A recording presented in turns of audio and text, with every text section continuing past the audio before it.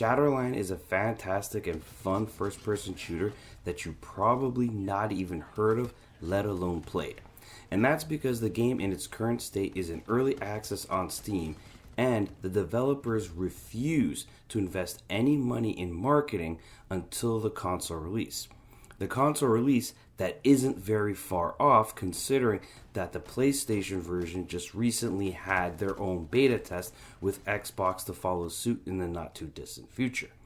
This game is a free-to-play PvP shooter that is essentially Call of Duty mixed with Overwatch, or a better version of Black Ops 4 in a hero shooter space. There's 8 characters to choose from, each with their own abilities and traits, and of course the game does currently feature things like team deathmatch, domination, hardpoint, etc. This game is literally the mix between Call of Duty and Overwatch, or as I said, a better version of Black Ops 4. The game is also free to play, which is great for anyone who wants to jump on in and play the game for free. Currently, as stated, it is in early access on Steam, and there will be console versions, and they will market this game once the console version is ready. But that's not all. This game is not just a PvP shooter, because if that's not your jam, the game is shipping with PvE content. There is quick, short, 10 to 15 minute missions that you can do.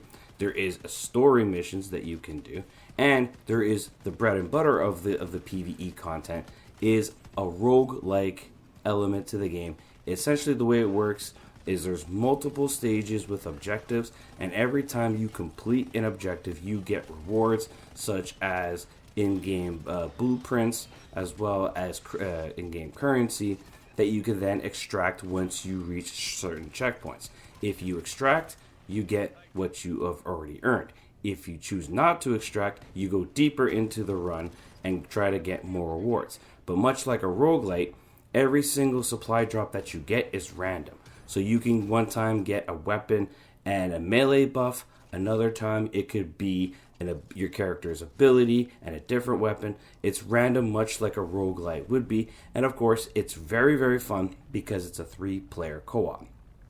All of this makes for a very fantastic package that is free to play. Obviously, being free to play, you'll have the same nuances that you would expect in a free-to-play game. Battle pass, cosmetics, as well as an in-game shop. These are all standards for any free-to-play game. But what I find is interesting about this game, in particular in comparison to things like Overwatch or Black Ops 4, is that the characters themselves can be leveled up. An example is if you pick the medic who comes by default with a health pack that can only heal singular targets. If you max out the character to its maximum level, that health pack changes into a health gas grenade that can heal multiple teammates as opposed to just one. These kinds of upgrades for the characters are not in Overwatch, they're not in Black Ops 4, they're not in any other hero shooter that I've played personally. But that doesn't change the fact that it adds a new dynamic of progression to the game, as well, of course, you can unlock more attachments to your weapons, the cosmetics for the characters, etc.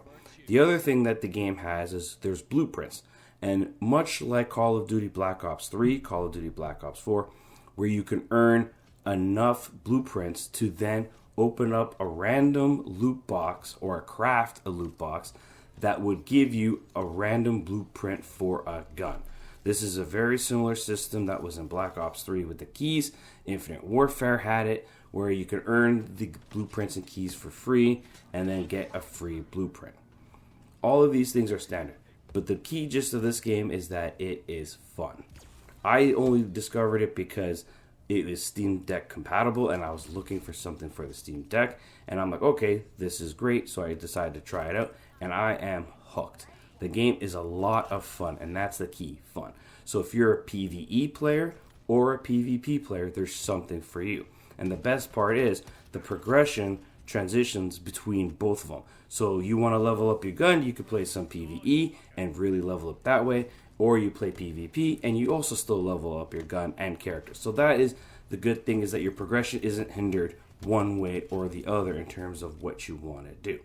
The game does not have an official release date as of yet, but it should be released in the not too distant future, considering that the PlayStation version did recently get their own beta. I highly recommend that you keep this game on the radar if you are a first-person shooter fan.